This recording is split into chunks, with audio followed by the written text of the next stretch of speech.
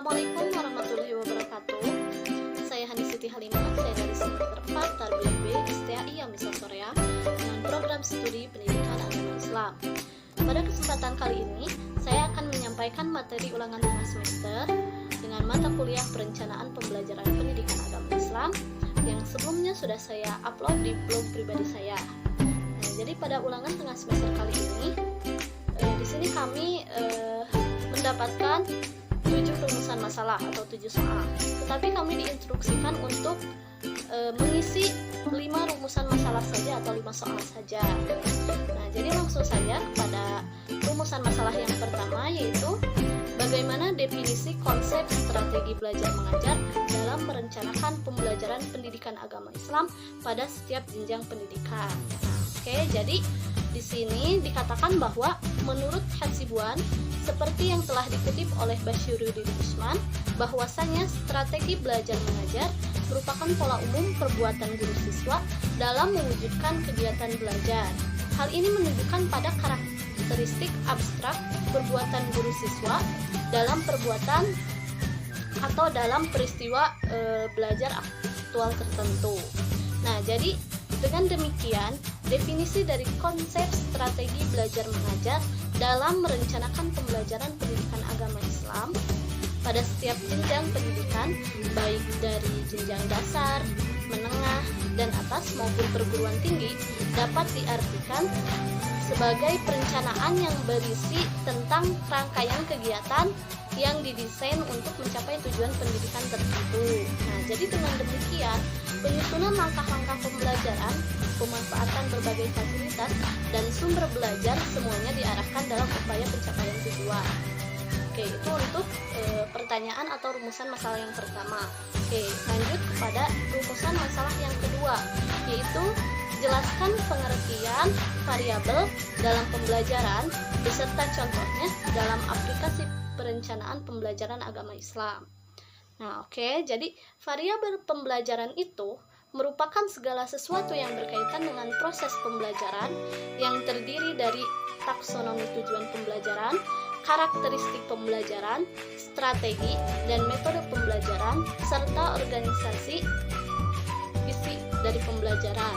Nah, jadi dalam taksonomi tujuan pembelajaran yang salah satunya mencakup wilayah kognitif pada tingkat pemahaman yang dimaknai sebagai kemampuan seseorang dalam mengartikan, menafsirkan, menerjemahkan, atau menyatakan sesuatu dengan caranya sendiri tentang pengetahuan yang pernah diterima. Nah, jadi contohnya itu seperti ini. Siswa itu dapat menjelaskan dengan kata-katanya sendiri, misalnya tentang perbedaan ibadah haji dan umroh. Oke, itu untuk rumusan masalah yang kedua. Sekarang kita lanjut kepada rumusan masalah yang ketiga, itu ada bagaimana kaitan hubungan antara strategi, materi, dan tujuan pembelajaran.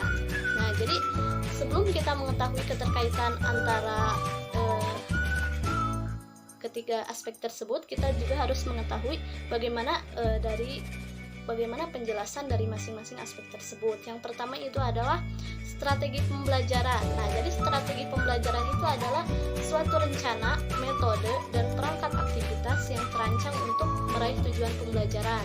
Nah, definisi lain dari strategi pembelajaran yaitu suatu rencana, rangkaian kegiatan pada pemakaian metode dan penggunaan akan semua sumber daya atau kekuatan demi adanya pembelajaran yang disusun untuk meraih tujuan tertentu.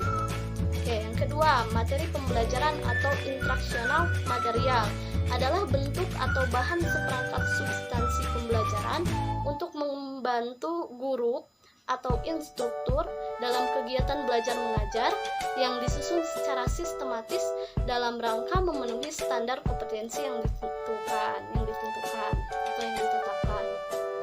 Terus yang selanjutnya itu ada tujuan pembelajaran atau instruksional objektif, adalah perilaku hasil belajar yang diharapkan terjadi, dimiliki, atau dikuasai oleh peserta didik setelah mengikuti kegiatan pembelajaran tertentu.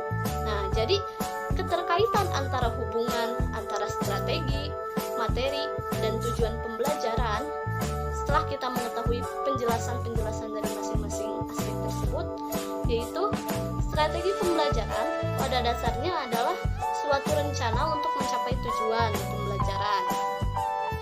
Nah, terdiri dari metode, teknik, prosedur yang mampu menjalani peserta didik benar-benar akan dapat mencapai tujuan akhir kegiatan pembelajaran. Nah, dapat dikatakan juga bahwa strategi pembelajaran itu merupakan suatu rencana untuk mencapai tujuan pembelajaran. Sedangkan keterkaitan dengan materi pembelajaran itu sendiri adalah bentuk bahan atau seperangkat substansi pembelajaran dalam kegiatan belajar mengajar yang disusun secara sistematis. Oke, itu jawaban untuk rumusan masalah yang ketiga.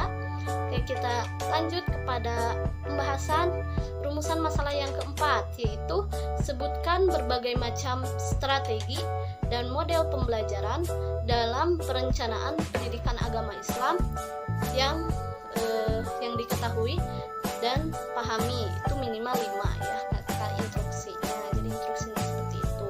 Oke, jadi strategi pembelajaran pendidikan agama Islam adalah perencanaan tentang rangkaian kegiatan yang didesain untuk mencapai tujuan pendidikan agama Islam, yakni menciptakan manusia yang seutuhnya dengan jalan membina dan mengasuh peserta didik agar senantiasa dapat memahami ajaran Islam secara menyeluruh, menghayati tujuan, dan akhirnya dapat mengamalkan serta menjadikan Islam sebagai pandangan hidup. Oke, untuk model yang pertama itu ada strategi pembelajaran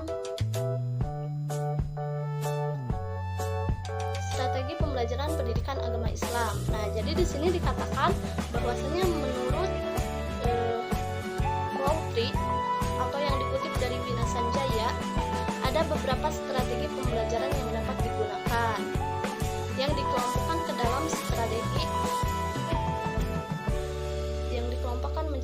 ke dalam strategi penyampaian penemuan, strategi pembelajaran kelompok, dan strategi pembelajaran individu.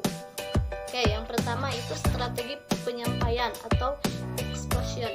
Nah, jadi strategi pembelajaran ini menekankan pada proses penyampaian materi secara verbal dari seorang guru kepada sekelompok peserta didik. Yang kedua itu ada strategi kelompok.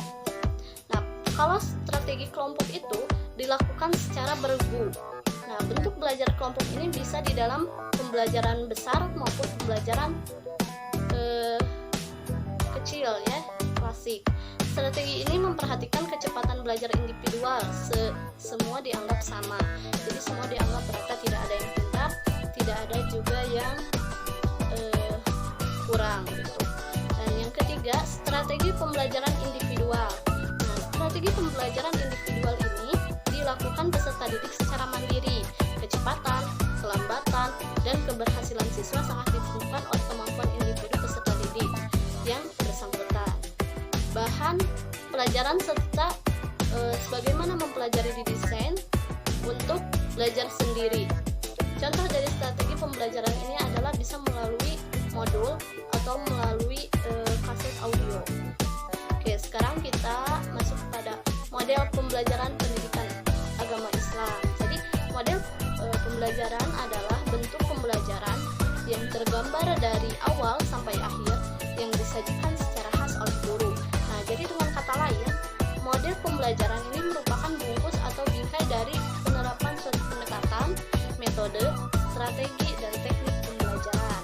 Oke, untuk macam-macam model pembelajaran itu sendiri, yang pertama ada model pembelajaran berbasis masalah atau PBM.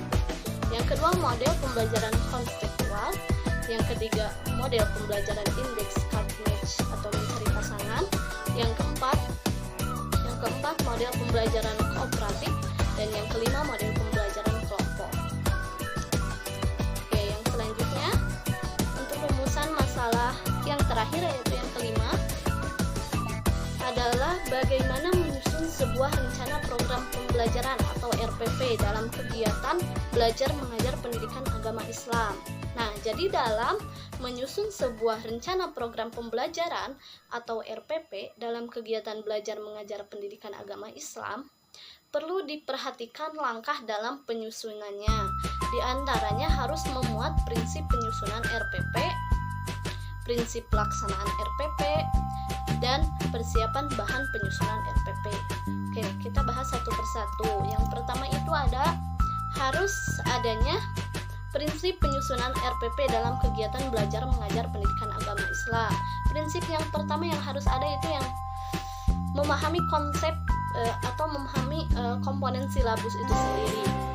Yang kedua, memahami buku pegangan guru dan siswa.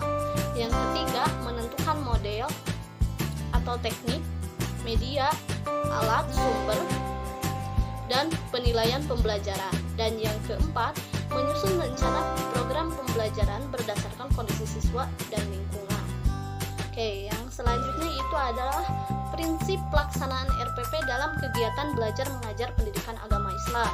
Yang pertama itu mengamati, yang kedua menanya, yang ketiga menalar, yang keempat mengolah atau mencoba, yang kelima menginformasikan. Oke, yang selanjutnya persiapan bahan penyusunan RPP dalam kegiatan belajar mengajar pendidikan agama Islam. Yang pertama itu adalah perhatikan tabel komponen silabus. Yang kedua, perhatikan komponen kompetensi inti, kompetensi dasar, tujuan, materi, proses pembelajaran, dan penilaian. Yang ketiga, perhatikan peta konsep dan uraian materi. Dan yang keempat itu harus sesuai Permendikbud nomor 65 sampai 69 70 81A tahun 2013. Oke, mungkin dicukupkan sekian pembahasan materi ulangan tengah semester yang diinstruksikan untuk menjawab 5 rumusan masalah saja. Sudah saya jelaskan dari poin pertama sampai poin yang terakhir yang kelima. Nah, jadi mungkin dicukupkan sekian pembahasan materi kali ini. Kurang dan lebihnya mohon dimaafkan. Wabillahi taufiq wal hidayah. Wassalamualaikum warahmatullahi wabarakatuh.